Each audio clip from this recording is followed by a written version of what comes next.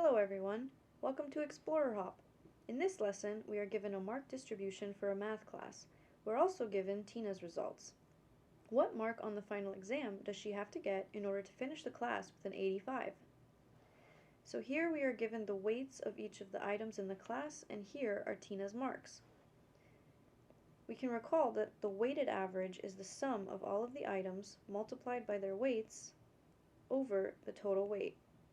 Since this is a class, we know that all of the weights are 100%, but we can also find that by summing all of the numbers here. These values correspond to the column here, where this is x1, x2, x3, x4, and x5. x5 is what we're solving for in the question.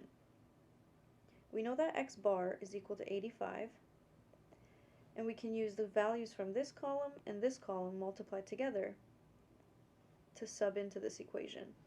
So we have 15 times 90 plus 10 times 77 plus 15 times 75 plus 20 times 80 and 40 times x5, all over 100. We can bring this denominator over to the other side, and we can solve for all of this with a calculator. And that gives us 4,845 plus 40x5. To isolate for this, we bring this to the other side and divide by 40. So we have x5 is equal to 8,500 minus 4,845 all over 40.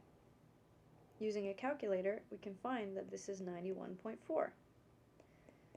Therefore, Tina has to score 91.4 on the final